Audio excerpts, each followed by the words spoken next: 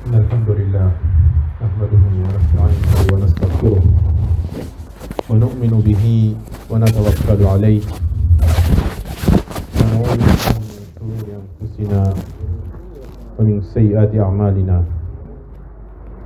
من يهده الله فلا مضل له ومن يضلل فلن تجد له وليا مرشدا ونشهد أن لا إله إلا الله وحده لا شريك له ونشهد أن محمدا عبده ورسوله صلى الله عليه وعلى آله وصحبه أجمعين أما بعد. Alhamdulillah, mes très chères sœurs, mes très chers frères, on va consacrer ce discours aujourd'hui, avant le khutbah, à parler de notre bien-aimé prophète Mohammed sallallahu alayhi wa sallam. Cela est d'autant plus important que nous sommes dans le mois de Rabi al-Awwal, qui est le mois où est né notre bien-aimé prophète Mohammed sallallahu alayhi wa sallam. En réalité,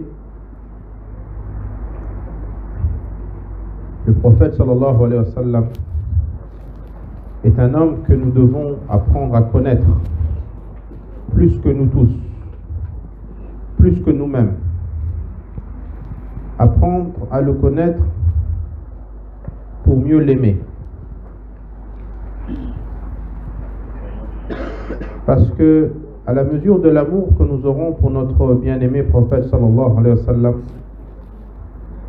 à la mesure qu'Allah subhanahu wa ta'ala nous aimera.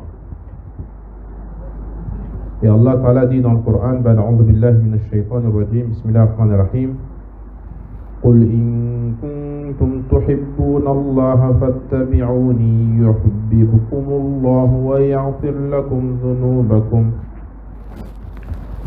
Allah dit si vous aimez Allah, suivez-moi. Allah vous aimera et il vous pardonnera vos péchés. L'amour du prophète sallallahu alayhi wa sallam fait partie de notre vie. Et lui-même, il nous l'a répété dans certains hadiths en disant La yu'minu ahadukum hatta akuna ahabba ilayhi min waladihi wa walidihi wa nasu ajma'in. Il a dit, nul d'entre vous ne sera vraiment croyant tant que je ne serai pas plus aimé à lui que ses enfants, son père et tous les hommes. Naam. L'amour de Rasulullah fait partie de notre vie et nous devons le connaître pour l'aimer plus. Le bien-aimé prophète Mohammed sallallahu alayhi wa sallam est un homme d'exception. Un homme qu'Allah a choisi parmi tous les autres hommes. Allah l'a choisi parmi tous les autres hommes. Allah dit قُلِ الْحَمْدُ لِلَّهِ وَسَلَامٌ عَلَى عِبَادِهِ الَّذِينَ اصْطَفَى وَسَلَامٌ عَلَى عِبَادِهِ الَّذِينَ اصْطَفَى. Allah dit louange à Allah et salut sur son serviteur qu'il a choisi. Et ce serviteur, c'est Mohammed sallallahu alayhi wa sallam. Donc il est choisi. Il est choisi. Eh bien, il est choisi, mais de ce choix, Allah, il l'a élevé. Allah, subhanahu wa ta'ala, il l'a élevé. Le ulama nous explique différents niveaux de choix et différents niveaux par lesquels Allah il a fait que Mohammed sallallahu alayhi wa sallam c'est le meilleur des hommes. Ils disent qu'Allah il l'a purifié dans tout son être, de la tête jusqu'aux pieds. Allah l'a purifié dans tout son être, de la tête jusqu'aux pieds. Première purification, c'est que Allah lui a donné une intelligence supérieure. une intelligence supérieure.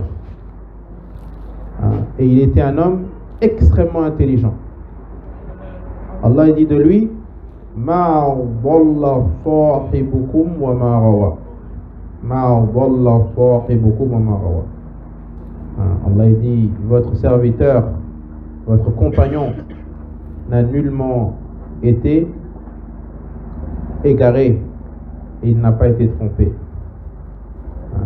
Quand Al-Quraysh disait de lui Majnoun, Sahir, Sha'ir, il disait il était fou, il était poète, il était un trompeur, mais Allah il a dit non.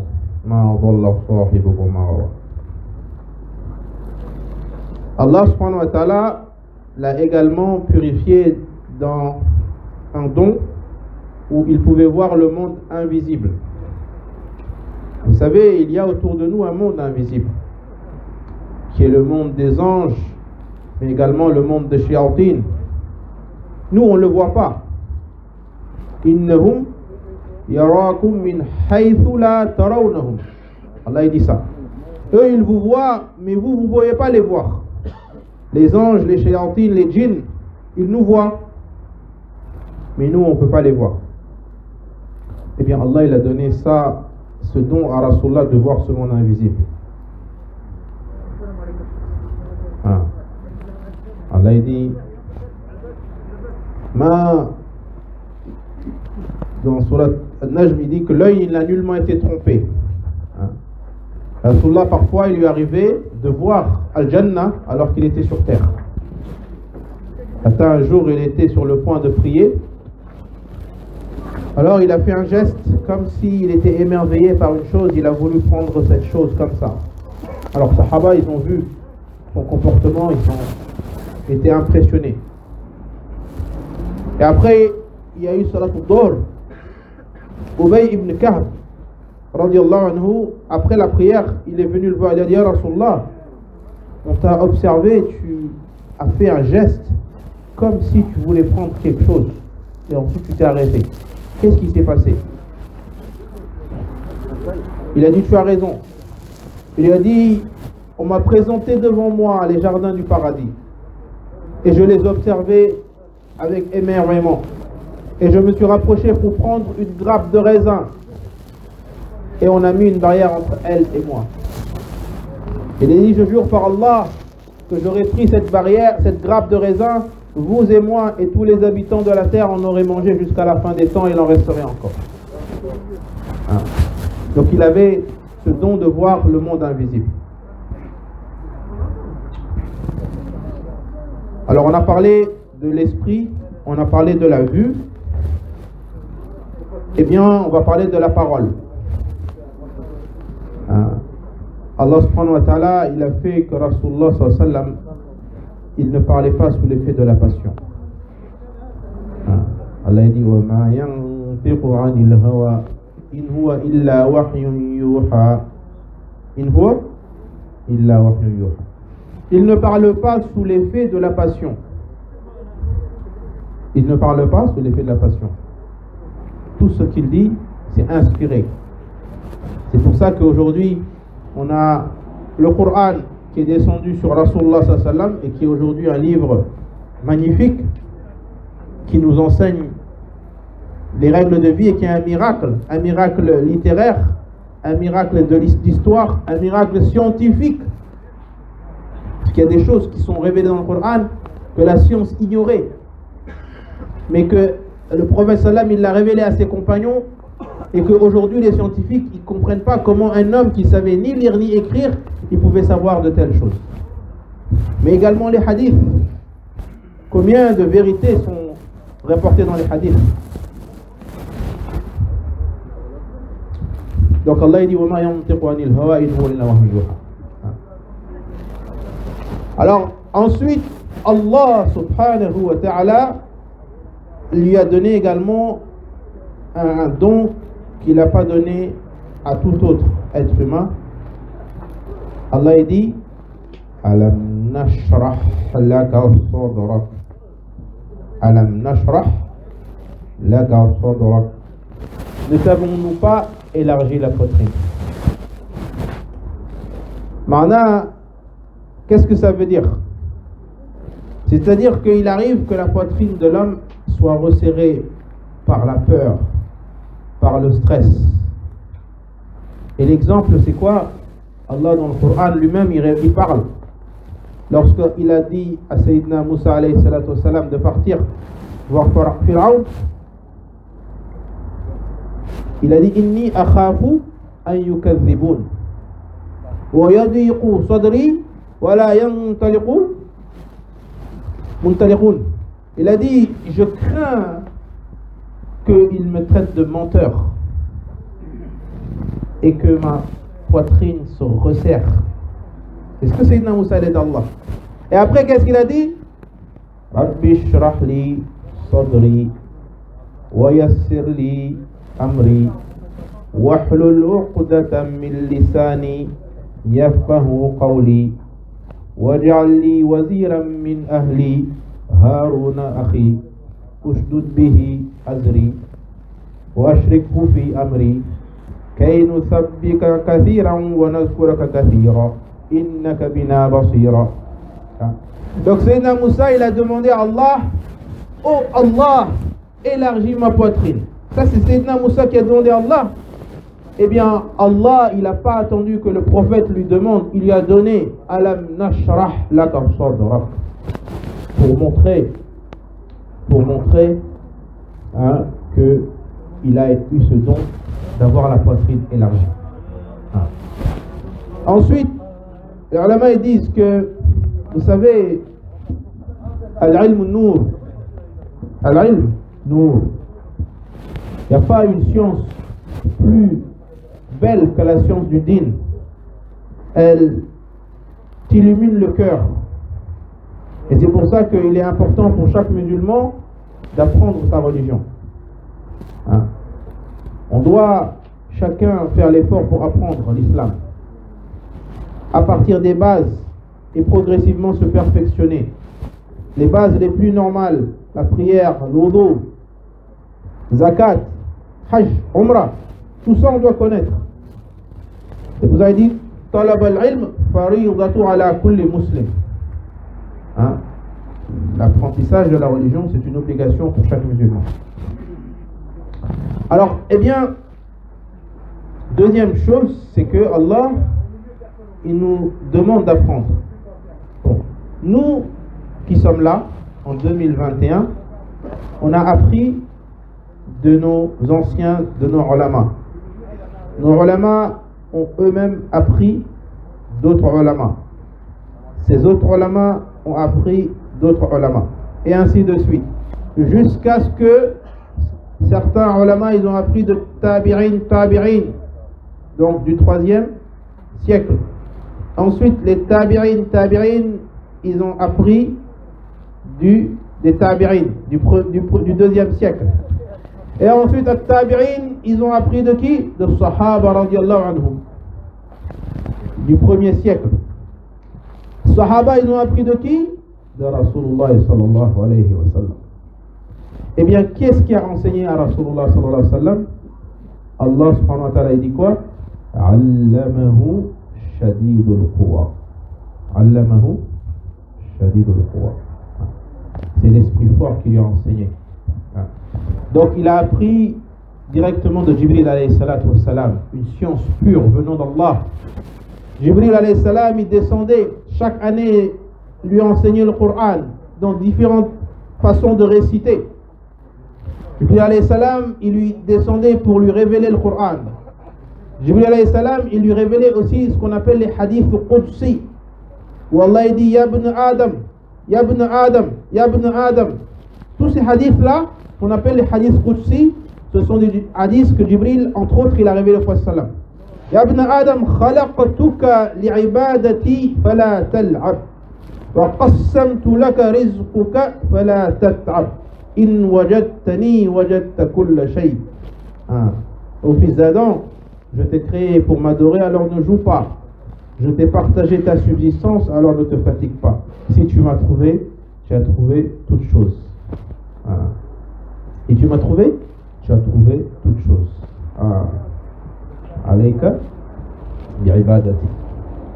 Donc celui qui a ça, il a tout. Donc le prophète sallam, parmi les bienfaits qu'Allah lui a donnés, c'est qu'il a appris lui-même de l'Esprit Saint. Et ça fait aussi dans des miracles de Rasoul. Parmi les autres qualités du prophète sallam, Allah dit وَرَفَعْنَا لَكَ ذِكْرَكَ. Et nous t'avons exalté ta renommée. Qu'est-ce que cela veut dire? Ça, c'est peut-être l'une des choses les plus logiques. Il n'y a pas une seconde sur terre, une seconde, je dis, sans que Mohammed sallallahu alayhi wa sallam soit mentionné. Allahu Akbar. Là où je vous parle, combien de gens ils ont dit sallallahu alayhi wa sallam? Des millions de personnes, ils ont dit ça. Au moment où je suis en train de vous parler là, combien de gens ils ont dit sallallahu alayhi wa sallam? Au moment où je suis en train de parler, combien de gens ils ont fait l'adhan dans les pays du monde? Et ils ont dit Ashhadu anna Muhammadar Rasulullah. Mashallah. Au moment où je suis en train de parler, combien de gens ils ont fait l'iqama? Et ils ont dit Ashhadu anna Muhammadar Rasulullah. Au moment où je suis en train de parler, combien de gens ils font at-tahiyya et ils font salat ala nabi? Des millions de personnes, chaque seconde, ils évoquent notre bien-aimé prophète sallallahu alayhi wa sallam. C'est pour ça Allah dit wa rafa'na laka dhikrak, et nous t'avons exalté ta renommée. Ça veut dire qu'il est l'homme le plus mentionné sur terre et il le sera jusqu'à la fin des temps. Alors ensuite, Allah subhanahu wa ta'ala, il a également comblé d'un bienfait qu'il n'a donné à aucun autre prophète, c'est qu'Allah lui a pardonné ses péchés passés et futurs. Allah il dit wa wada'na anka wizrak, wa wada'na anka wizrak, et nous t'avons épargné de cette lourdeur. Ils sont ce que les gens y pensent de leurs péchés, Allah il lui a effacé ça. Hatta yawm al-qiyamah, quand tous les gens ils vont aller voir les prophètes pour se dire Ya Adam, Ya Nuh, Ya Moussa, Ya Isa. Ils disent chacun il va évoquer une chose. Ya Ibrahim. Ils vont dire allez voir celui à qui Allah il y a pardonné ses péchés passés et futurs. Allez voir Muhammad sallallahu alayhi wa sallam. Eh bien un autre bienfait également, et on en a cité beaucoup. On a cité le ilm, on a cité la véracité, on a cité l'élargissement du cœur, on a cité l'intelligence supérieure, on a cité, alhamdoulilah, la renommée. Un autre bienfait, c'est qu'Allah il a donné husn al-khuluq. Wa innaka la'ala khuluqin 'azim. Et tu es certainement d'une moralité exemplaire. Yani, on ne peut pas trouver un être humain qui a un comportement meilleur qu'Allah. On voit que les habitants du paradis, ils auront les qualités des prophètes. Ils auront les qualités des prophètes. Et parmi ces qualités, il y a le comportement de Rasulullah sallallahu alayhi wa sallam. Wa innaka la'ala khuluqin 'azim. Ça c'est un nom. Et c'est pour ça que mes frères, et ça je le répète, il n'y a pas une plus grande sunna que l'on peut appliquer dans notre vie qui est la sunna du bon comportement. On peut appliquer beaucoup de sunna qui ont beaucoup de récompenses, mais celui qui veut vraiment ressembler à Rasulullah sallallahu alayhi wa sallam, c'est qu'il doit parfaire son comportement. Lui-même il disait innama bu'ithtu li utammima makarim al-akhlaq. Il dit moi j'ai été envoyé pour parfaire les bons comportements. Quelle que soit ta pratique de la religion, le plus haut niveau que tu puisses atteindre dans la proximité d'Allah subhanahu wa ta'ala, c'est quand les gens qui sont autour de toi, ils t'aiment et ils t'apprécient pour ton comportement. C'est le plus grand niveau. Et il disait dans le sens du hadith que certes le fils d'Adam, le serviteur, il atteint par son bon comportement le degré de celui qui passe ses nuits à prier et ses jours à jeûner. Et ils disent qu'il n'y a pas une chose qui va peser plus lourd fil mizan yawm al-qiyamah que husnul khuluq. Il n'y a pas une chose qui va peser plus lourd que husnul khuluq. L'imam Malik, on finit avec ça, quand on lui a posé la question, qu'est-ce que le husnul khuluq? Il a dit, il y a des hadiths qui expliquent qu'est-ce que husnul khuluq. Et il a cité 4 hadiths dans son Al-Muwatta.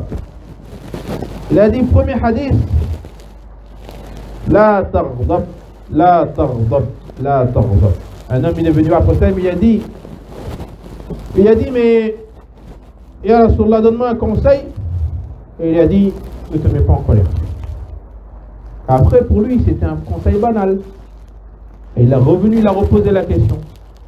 Il a dit, ne te mets pas en colère. Il s'est dit, il dit, ne te mets pas en colère. 3 fois, même réponse. Parce que la colère, c'est la chose qui peut détruire toutes les relations. La colère, c'est un trait de caractère qui peut détruire toutes les relations. Parce que quand quelqu'un se met en colère, après les gens sur qui il s'est mis en colère, ils vont avoir quelque chose envers lui et parfois c'est difficile à enlever. Très difficile. Très difficile. Même regardez dans vos familles, avec vos épouses, tu es tout le temps gentil, mais une fois tu te mets en colère, subhanallah, elle va te rappeler ça pratiquement toute la vie. Ah, tu te rappelles l'autre jour là comment tu m'as parlé? Alors que tous les jours tu es gentil avec elle. Ah. Donc comme ça il me disait, la tardab. Deuxième hadith, il disait, min husnil islamul mar'i tarkuhu ma la ya'ni. Il a dit, parmi les meilleurs comportements de l'homme, c'est de délaisser ce qui ne le regarde pas. Hein? On ne se mêle pas de ce qui ne regarde pas.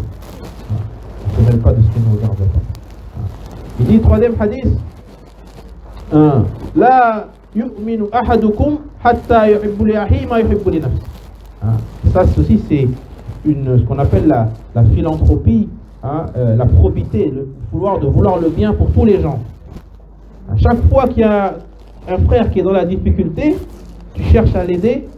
Ça c'est pas tout le monde qui a ça, mais ça c'est un signe de très haut comportement. Hein, quelqu'un il a un problème, tu dors pas tant que son problème n'est pas résolu, parce que tu te dis il peut avoir le même problème que moi. Hein. Et enfin le dernier hadith qu'il a mentionné l'imam Malik, il a dit, je garantis une maison dans les faubourgs du paradis à celui qui cesse le mensonge même pour rigoler. Je garantis une maison dans le milieu du paradis à celui qui arrête une dispute même s'il sait qu'il a raison. Hein. Et enfin il a dit, je garantis une maison dans les plus hauts niveaux du paradis à celui qui a un bon comportement. Allahu Akbar. Hein. Alors mes frères, on va finir avec ça. Toujours se rappeler les qualités de Rasulullah sallallahu alayhi wa sallam. Allah subhanahu wa ta'ala, il l'a envoyé en tant que miséricorde pour les mondes. Rahmatan lil alamin. Wa ma arsalnaka illa kafatan lin nasi bashiran wa nadhira. Wa ma arsalnaka illa rahmatan lil alamin. C'est un homme qui a été envoyé en tant que miséricorde. Et cette miséricorde, elle est en chacun d'entre nous. Et on doit chercher à la développer en l'aimant. Et en ce jour de vendredi, en multipliant beaucoup salat ala nabi et beaucoup, alhamdoulilah, de dua pour tous nos frères qui sont malades en ces jours-ci. On a, alhamdoulilah, quelques frères de la mosquée qui sont hospitalisés, qui doivent subir des interventions. Donc, Inch'Allah, on multiplie en ce jour de vendredi les doigts pour eux, pour qu'Allah subhanahu wa ta'ala il les guérisse. Et également, pour qu'Allah subhanahu wa ta'ala il nous permette à tous, alhamdoulilah, de pouvoir finir ce projet et qu'on puisse, alhamdoulilah, tous prier dedans, pour que nos enfants également ils puissent prier dedans, nos petits-enfants, et que, alhamdoulilah, on puisse construire à nos gens une société musulmane qui se rapproche de la société de Madina Munawwara. Parce que c'est ça le but. On est à nos gens, ça fait 10 ans qu'on est en train de chercher à avoir une mosquée. Ben, Inch'Allah, bientôt elle va donner le jour. Et Rasulullah sallam, il a fait l'effort pendant quasiment 13 ans à Makkah avant d'avoir sa première mosquée à Madina. Et quand il a eu sa première mosquée à Madina, eh bien cette mosquée elle est devenue Al-Munawwara. Elle est devenue un centre de lumière où tous les hommes, les femmes, les enfants, ils venaient pour apprendre leur dîn, se former et devenir des bons musulmans. On demande qu'Allah subhanahu wa ta'ala il nous accepte tous et qu'il nous permette, alhamdoulilah, de pouvoir, alhamdoulilah, vivre tous notre islam dans cette ville, dans cette belle mosquée. Subhanak Allahumma wa bihamdik, nashhadu an la ilaha illa ant, nastaghfiruka wa natubu ilayk. Subhana rabbika rabbil izzati amma yasifun, wa salamun ala al-mursalin, walhamdulillahi rabbil alamin.